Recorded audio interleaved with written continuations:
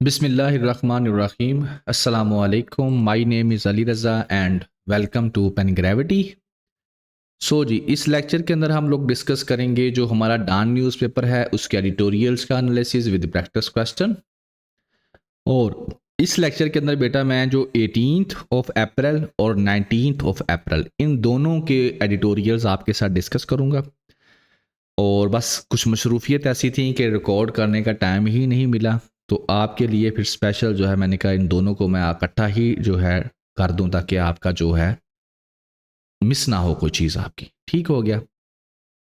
बाकी बेटा ये है आपका जो ओपिनियन का 18th का, ठीक है, इसके अंदर ये तीनों एडिटोरियल्स डिस्कस करेंगे। और ये है आपका 19th का, इसके तीनों एडिटोरियल्स जो हैं ये वाले आपके साथ डिस्कस करेंगे। तो टोटल 6 टॉपिक्स हम लोग डिस्कस करेंगे। बाकी जो आपका सेक्शन है ओपिनियंस वाला, इसके अंदर आपको पता ही है हम डेली जो है 4 ओपिनियंस जो हैं उनका एनालिसिस करते हैं। ठीक हो गया। तो इसके लिए आप लोग क्या कर सकते हैं, ये हमारा जो नंबर है फोकल पर्सन का उससे रब्ता कर सकते हैं और आप लोग रजिस्ट्रेशन करवा सकते हैं। जैसे अगर मैं इस ओपिनियन की बात करूं तो ये नंबर 1 के अंदर इकोनॉमी को डिस्कस किया गया है, नंबर 2 के अंदर जो वुमेन के बारे में डिस्कशन की गई है, और ये जो नंबर 3 है आपका इसके अंदर जो मैडम है आई थिंक सो उन्होंने लॉज की बात किया है। ठीक है। और नंबर 4 जो है इसके अंदर एजुकेशन की बात की है। बहुत प्यारे ओपिनियंस होते हैं, आपके एग्जाम्स के अंदर ये आपको काम आते हैं। बाकी टुडे क्वेश्चन है पारा चिनार। लफ्ज़ आपने सुना है कई दफ़ा। बेटा ये कहाँ पर है आपने बताना है, इसके डिस्ट्रिक्ट का नाम कि किस ज़िले के अंदर है उसका आपने नाम बताना कमेंट सेक्शन के अंदर। दैट इज़ टुडे क्वेश्चन और ये फोकल पर्सन का नंबर। और अब हम अपना आगाज़ करते हैं आपके एडिटोरियल्स का। ठीक हो गया। गौर से सुनते जाना है। पहला है पेइंग द प्राइस।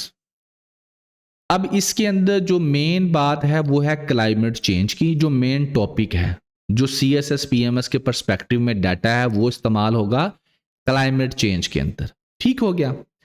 लेकिन बात की क्यों, आपको पता है कि ये थोड़े दिन पहले जो है एक ज़ाला बारी हुई है इस्लामाबाद के अंदर, शदीद ज़ाला बारी, यानी कि ये जनाब इस तरह के जो हैं इस्लामाबाद में बर्फ़ के जो ओले पड़े हैं, उससे क्या हुआ है, उससे जनाब अली गाड़ियों के शीशे टूट गए, लोगों के सोलर सिस्टम टूट गए। और सोशल मीडिया के ऊपर लोगों ने फिर मुख्तलिफ किस्म की चीज़ें बनाकर शेयर की। खौफनाक मनाजर, क़यामत की निशानियाँ, जो आपको पता ही है जो सोशल मीडिया के ऊपर चलती हैं चीज़ें अजीबोगरीब किस्म की। ठीक है।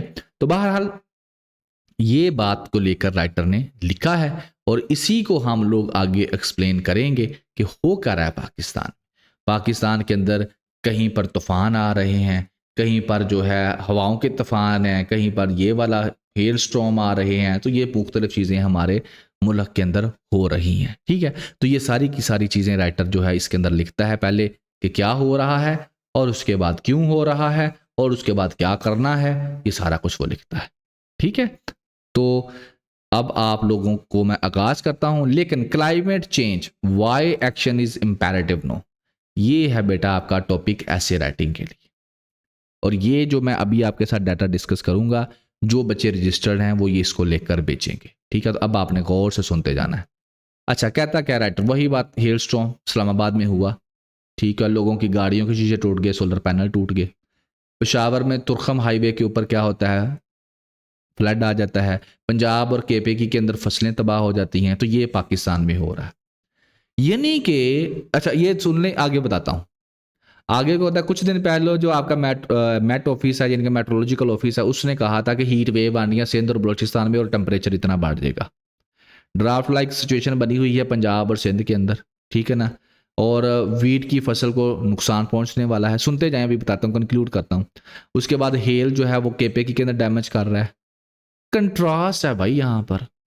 कंट्रास्ट कैसे है कि कंट्रास्ट ऐसे है, कहीं पर बर्फ पड़ रही है, कहीं पर बारिश पड़ रही है, कहीं पर तेज हवा आ रही है और कहीं पर हीट वेव चल रही है। यानी कि पाकिस्तान के अंदर ऑल इन वन चल रहा है। ठीक है। ये नहीं है किसी इलाके में, ये नॉर्थन एरियाज में कुछ हो रहा है, दूसरी साउथर्न में कुछ हो रहा है। यदि कि टेम्परेचर ही नहीं हमारे मुल्क का मिल रहा, ये इस सिचुएशन में हम फंसे हुए हैं। तो ये है प्रेजेंट सिचुएशन आपके मुल्क की। यानी कि कहीं पर ओले पड़ रहे हैं, कहीं पर तेज बारिशें आ रही हैं, फ्लड्स आ रहे हैं, कहीं पर तेज हवाएं चल रही हैं और कहीं पर हीट वेव चल रही हैं। ठीक हो गया। और उसकी वजह से आपको इलाकों के अंदर जैसे तरबेला मंगला का पानी भी निचले लेवल पर चला गया है, पानी नहीं मिल रहा कहीं पर। तो ये एक मिक्सचर बन गया है पाकिस्तान के अंदर जो इन्वायरमेंट है उसका। अब यहां पर वो कहता है कि अब ये तो हो गया प्रेजेंट सिचुएशन, आपको एक उसने पिक्चर दिखा दी कि होकर है पाकिस्तान में। अब वो कहता है कि पाकिस्तान करे क्या, परेशानियां खत्म नहीं हो रही। कहता है कि सबसे बड़ा जो चैलेंज, अब चैलेंज कौन सा है हमारे लिए इस चीज़ों को कवर करना है, तो चैलेंजेस के अंदर सबसे बड़ा चैलेंज है ग्लोबल लेवल। ग्लोबल लेवल के ऊपर क्लाइमेट चेंज को लेकर जो पॉलिसियां बन रही थी उनको लोग जो ड्यू टर्न ले रहे हैं सादा अल्फाज में, यानी कि जिन्होंने वादे किए थे कि जिस मुल्क के अंदर तबाही हो रही है क्लाइमेट चेंज को लेकर वहां पर हम लोग फंडिंग करेंगे, तो अब वो फंडिंग देने से इनकारी हो रहे हैं। जैसे अमेरिका है वो विदड्रॉ कर रहा है, ठीक है ना, क्लाइमेट फाइनेंस जो उसने वादा किया था वहां से वो विदड्रॉ कर रहा है। तो पाकिस्तान जो है एक ऐसा मुल्क है जिसके अंदर Pakistan less than 1% carbon dioxide gas अमिट करता है, लेकिन खतरा पाकिस्तान को सबसे ज्यादा है। तो एक्सटर्नल फंडिंग की उम्मीद के अंदर कि वो आएंगे पाकिस्तान में इन्वेस्टमेंट करेंगे, तो हम लोग जो है यानी कि ऐसे कामों के अंदर पैसा खर्च करेंगे जिससे क्या होगा, ग्लोबल वार्मिंग को काउंटर किया जा सके। जैसे ग्रीन एनर्जी के अंदर पैसा खर्च करेंगे, टेक्नोलॉजी के अंदर पैसा खर्च करेंगे, मुख्तलिफ प्रोजेक्ट्स लगाएंगे ताकि क्लाइमेट चेंज को काउंटर कर सकें। और पैसे कहाँ से आएंगे, ग्लोबल लेवल से, बाहर से। तो वो अब आते हुए नजर नहीं आ रहे। एक चैलेंज तो ये है हमारे लिए। दूसरा चैलेंज ये है कि ये जो ग्लोबल वार्मिंग हो रही है ये फॉसिल फ्यूल्स की वजह से हो रही है। और फॉसिल फ्यूल्स की प्राइजेस सस्ती हो रही हैं। जब उनकी प्राइजेस सस्ती हो रही हैं तो लोग जो है, मुल्क जो है ऑयल और गैस के ऊपर दोबारा से इन्वेस्टमेंट करना शुरू कर दिया, मुल्कों ने डबल कर दिया बल्कि इन्वेस्टमेंट।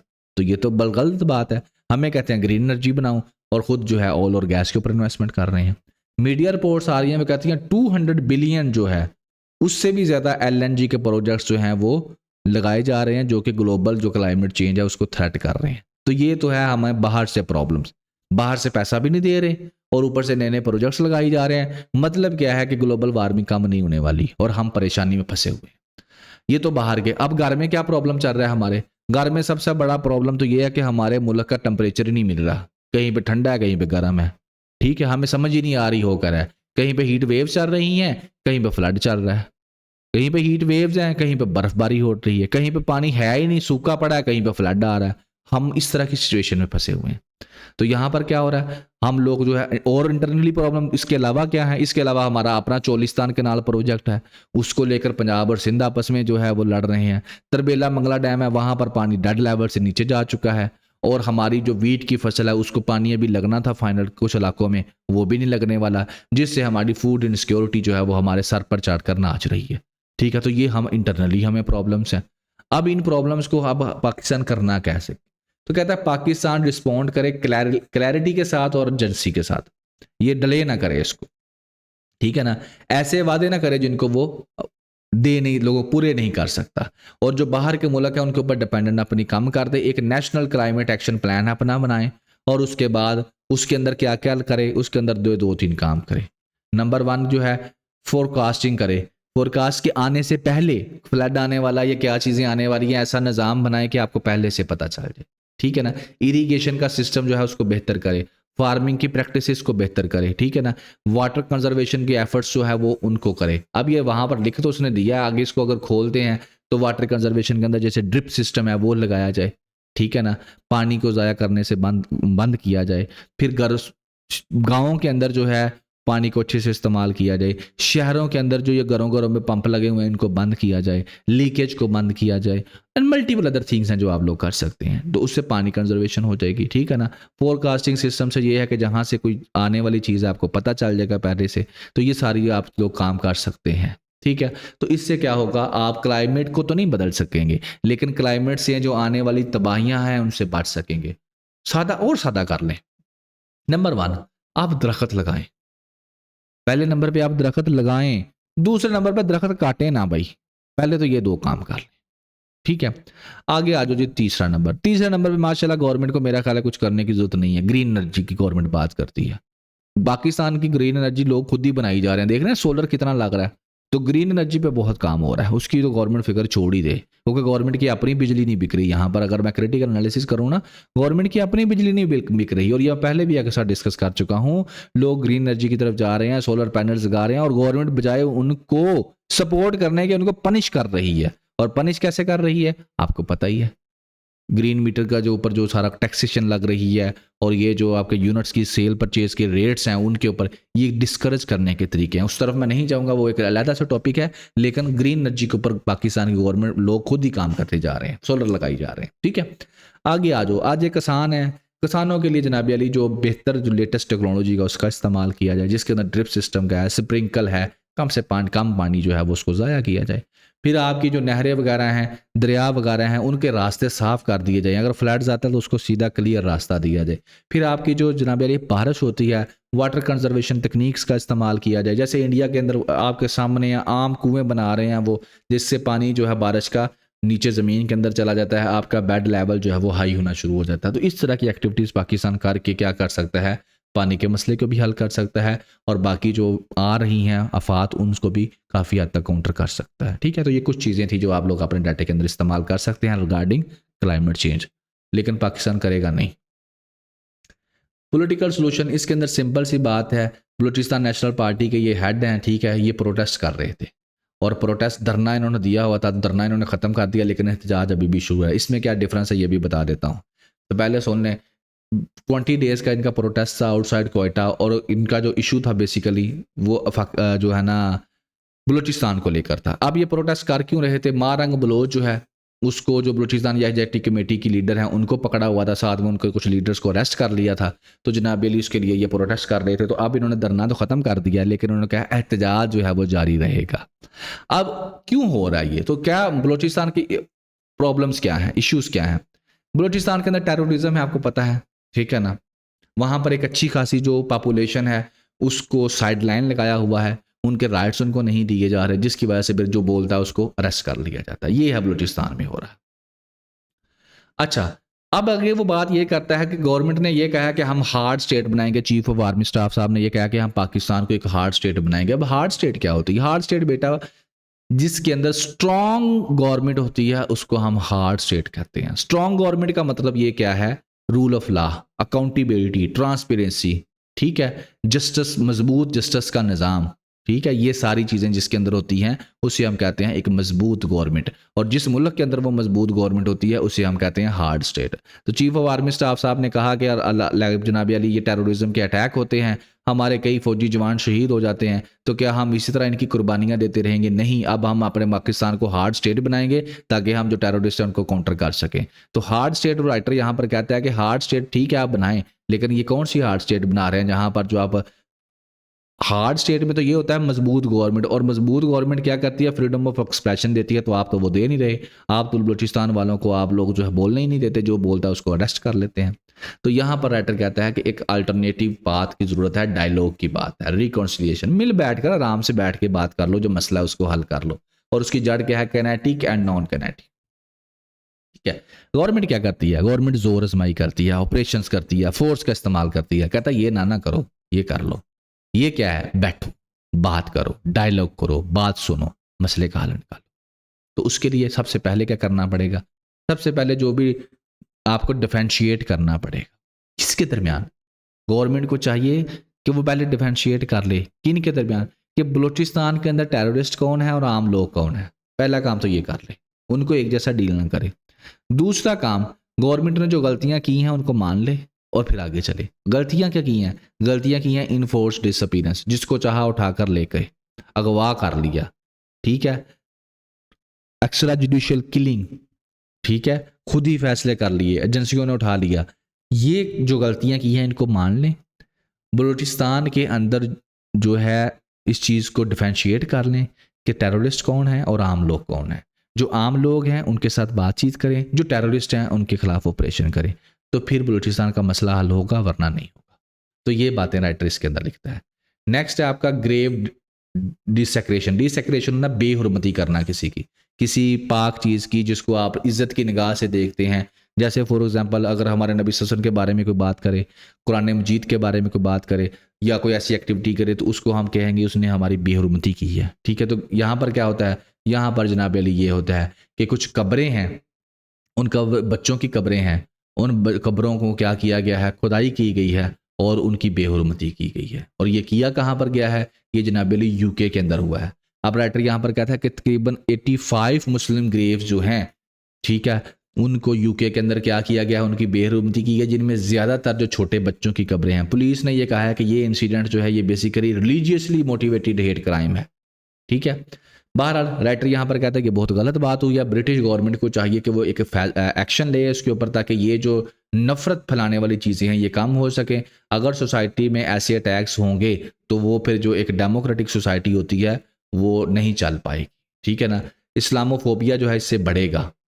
ठीक हो गया।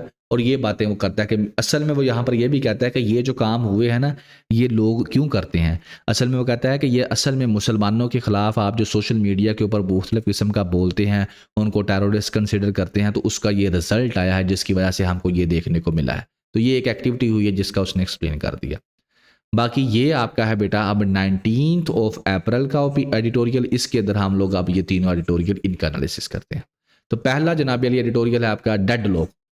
एक ही बात है, डेड लॉक में बात यह है कि हमारे सियासतदान बैठकर बात क्यों नहीं करते। एक तरफ है पीटीआई के इमरान खान, दूसरी तरफ है गवर्नमेंट, ये है पावर में, ये है अपोजिशन में, लड़ाई नहीं खत्म होती इनकी। ये कहता है मैंने बात ही नहीं तुम लोगों से करनी। तो फिर इस भाई ने बात किससे करनी है, कहता है बात करेंगे उससे जिसके पास पावर है। तुमसे बात करने का मुझे क्या फ़ायदा, तुम्हारे पास कौन सी को पावर है, तुम तो खुद कठपुतली हो, तो पावर इसके पास है। तो कहता है इससे बात करूंगा और इनमें भी जो जर्नैल्स हैं उनसे बात करूंगा बैठ के, वरना किसी से बात नहीं करूंगा। तो ये है राइटर लिखता। राइटर कहता है डेमोक्रेसी पाकिस्तान में तबाह हो रही है। क्यों, कि जो पावर है में है वो लोगों को फेस नहीं कर सकते और जो पावर में नहीं है वो लोगों के लिए कुछ कर नहीं सकता। ठीक हो गया। म्यूचुअली जो इन दोनों ने, जो अपोजिशन है और जो पावर में है, इन दोनों ने अपने आप को सरेंडर किया हुआ है एक तीसरी ताकत के आगे। और वो कौन है, वो ये वाली ताकत है। इसके आगे दोनों ने अपने आप को सरेंडर किया हुआ है। तो कहता है कि जुडिशरी हमारी जो है वो डिस्टर्ब है, एग्जेक्टिव भी डिस्टर्ब है। कैसे, ये है डेमोक्रेसी। ये कुछ पिलर्स होते हैं, वैसे तो तीन हैं, जुडिशरी, एग्जेक्टिव और लेजिस्लेटिव, लेकिन चौथा मीडिया भी होता है। तो कहता है इनके ऊपर डेमोक्रेसी खड़ी होती है। और पाकिस्तान की डेमोक्रेसी का ये हाल है कि करप्शन है लॉ के अंदर, डेमोक्रेसी का ये है, नेपोटिज्म है। तो ये हो रहा है पाकिस्तान के अंदर। तो इस वजह से डेमोक्रेसी सारी हिली पड़ी है और ये जो ताकतें हैं जिन्होंने डेमोक्रेसी को मजबूत करना था वो बैठकर आपस में बात ही नहीं कर रहे। तो ये बातें वो कहता है। कहता है पाकिस्तान के अंदर गवर्नमेंट है a few by few for the few. वैसे क्या होता है, डेमोक्रेसी किसे कहते हैं, a government of the people by the people for the people. लेकिन पाकिस्तान में क्या है, a government of the few by the few for the few.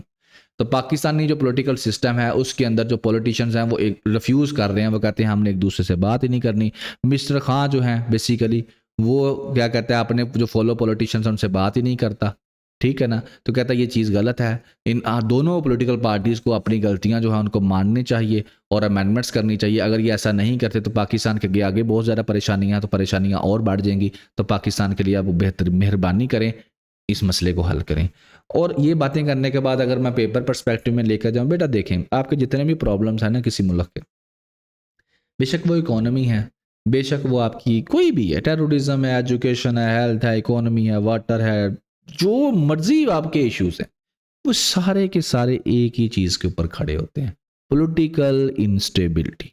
अगर आपके मुल्क में पॉलिटिकल स्टेबिलिटी है तो सारे मसले हल हो जाएंगे। अगर आपके मुल्क में पॉलिटिकल स्टेबिलिटी नहीं है तो वो उनमें से कोई भी मसला हल नहीं होगा बल्कि ख़राब होंगे। सीधी सी बात करता हूँ, सीधी सी बात ये है कि देखें, ये है आपके मुल्क का निज़ाम, एक तरफ अपोजिशन और एक तरफ सिटिंग गवर्नमेंट। मसला है टेररिज्म का। अब जब ये जाकर बैठेंगे नेशनल असेंबली के अंदर, इसके ऊपर बात करेंगे, कोई रास्ता निकाल लेंगे, उसके ऊपर फिर इंप्लीमेंट किया जाएगा। जब ये बैठ ही नहीं रहे तो रास्ता का निकालना है, कोई रास्ता नहीं निकल रहा। ठीक है, तो ये है चीज़। तो ये बैठ क्यों नहीं रहे, ये अपनी जगह पे सच्चा है। कहता है इलेक्शंस के अंदर रिगिंग हुई है, ये जो है कोalition की गवर्नमेंट बनाकर बैठे हैं। तो असल लड़ाई की जगह, असल प्रॉब्लम की जगह, असल जो पाकिस्तान की तबाही की वजह अब आपको समझ आ गई है ना, कि क्यों इनको क्रिटिसाइज किया जाता है कि ये सारा इन्होंने तो ख़राब किया, मेरिट पे आने देते, मेरिट पे जो आकर बैठता सब कुछ ठीक हो जाता। तो बस यही बातें हैं जी। देखिए पेपर पर्सपेक्टिव में आप डेमोक्रेसी को, लीडरशिप को, मेरिट को, इन चीज़ों को आपस में कनेक्ट कर सकते हैं।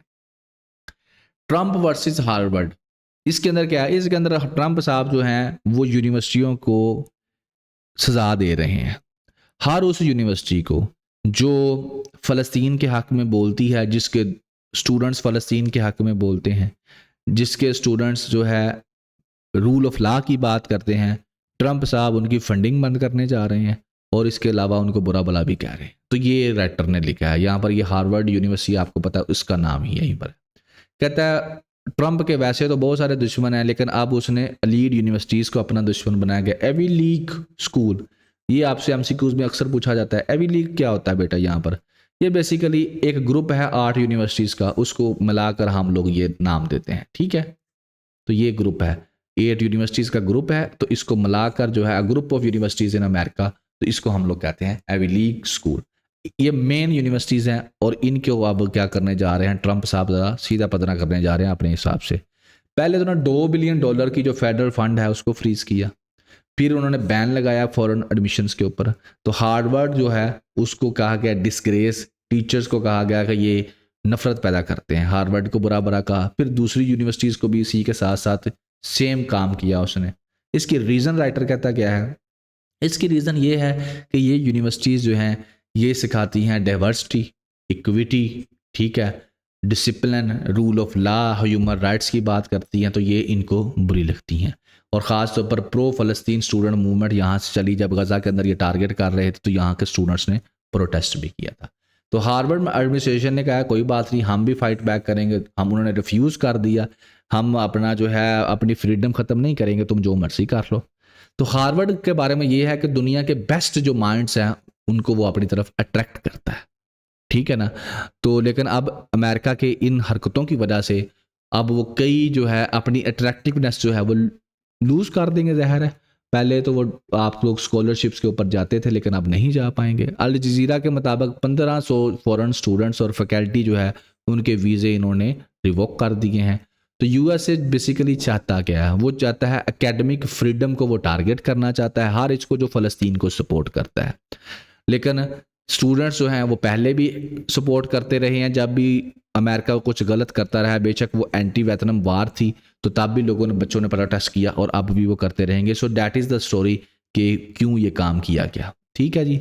नेक्स्ट है जी एक्सटर्नल अकाउंट स्टेबिलिटी। लो जी, ओवरसीज़ पाकिस्तानियों ने डॉलर्स की बारिश कर दी है। इसके ऊपर मैंने पहले भी डिस्कस किया था कि आपके जो बहन भाई बाहर हैं उन्होंने पाकिस्तान में अच्छा खासा पैसा भेजा है, तो उससे राइटर कहता है कि अब कुछ बेहतरी आई है। वैसे $3 बिलियन हर महीने आपका आता है, लेकिन पिछले महीने $4.1 बिलियन आ गया, यानी कि $1.2 बिलियन, 4.2 बिलियन आया, तो $1.2 बिलियन एक्स्ट्रा आ गया पाकिस्तान में, ठीक है। तो पाकिस्तान की गवर्नमेंट बड़ी खुश हुई, ठीक है। और उससे क्या हुआ, एक्सटर्नल स्टेबिलिटी हमको महसूस हो रही है, हमारा जो करेंसी के ऊपर प्रेशर है वो कम हो गया है, रिजर्व्स हमारे बढ़ गए हैं, डेट पेमेंट अब हम आराम से कर लेंगे। लेकिन राइटर कहता है काम तो ये सारे आप कर लोगे, लेकिन ये जो स्टेबिलिटी है ये वक्ती तौर पर आई है, ठीक है ना।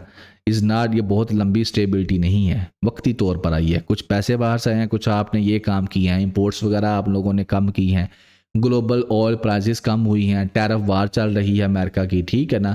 और इसके अलावा ये रेमिटेंस आई है, इन चीज़ों की वजह से थोड़ी देर के लिए आपके हालात बेहतर हुए हैं, लेकिन ये हालात ज़्यादा देर तक नहीं चल सकेंगे, क्योंकि जो ग्लोबल सिनेरियो चल रहा है एक झटका लगना है और आपकी इकोनॉमी दोबारा ख़राब हो जानी।